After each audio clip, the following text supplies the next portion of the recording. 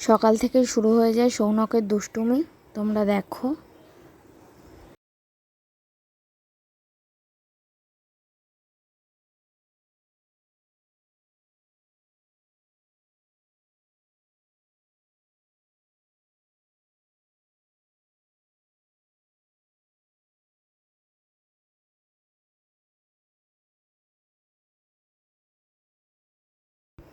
একটু মাংস রান্না করব আজকে, ওর জন্য মাংসটাকে ধুয়ে নিয়েছি। পেঁয়াজ বেরেস্তা করে আলুটাও ভেজে নিচ্ছি। তারপর আবার এসে দেখি আমার মায়ের সাথে যুদ্ধ করছে।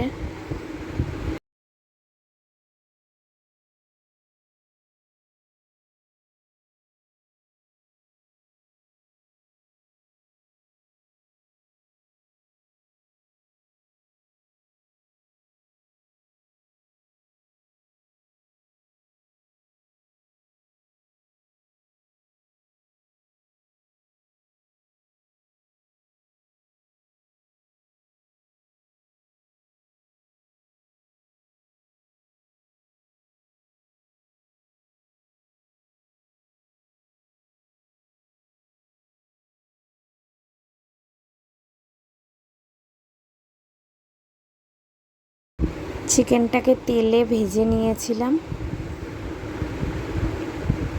তারপর মশলা কষিয়ে চিকেনটাকে দিয়ে আমি আবার চলে গেছিলাম বাইরে।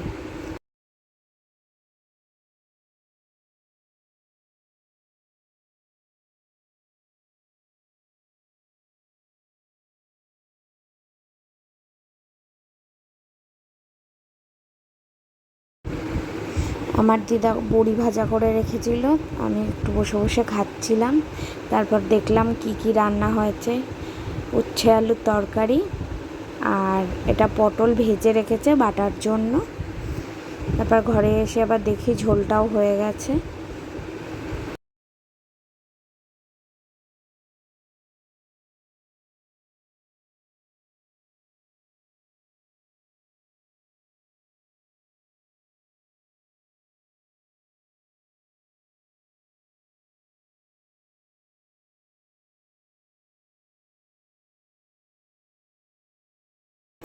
আমি একটু টেস্ট করার জন্য নিয়ে বসে গেছিলাম, কেননা বাড়িতে রান্না করলে হয় না, বাপের বাড়ি সেটা হয়।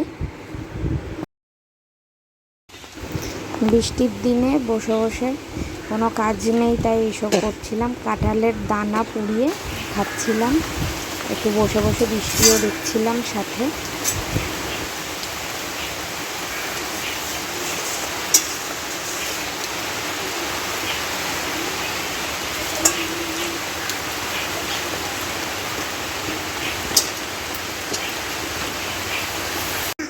তারপর ঘরে এসে দেখি আমার ছেলে জানলায় বসে রয়েছে, আমার একটা মাসি এসেছিল, তার সাথে গল্প করছে। গোবিন্দকে ডাক। মা ওকে ভাত খাওয়াচ্ছিল, আরও এরমভাবে খেলা করছিল, বয়স্কদের মতো হাঁটার চেষ্টা করছিল।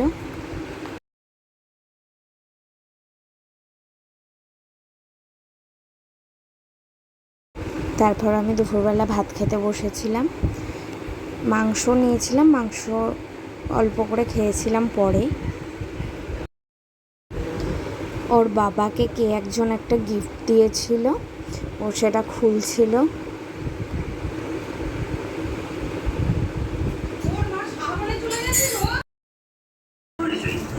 এই যে সেই গিফটটা, এটা তো গাড়িতে রাখা, খুব সুন্দর লাগছে দেখতে, এগুলো গাড়িতে লাগায়।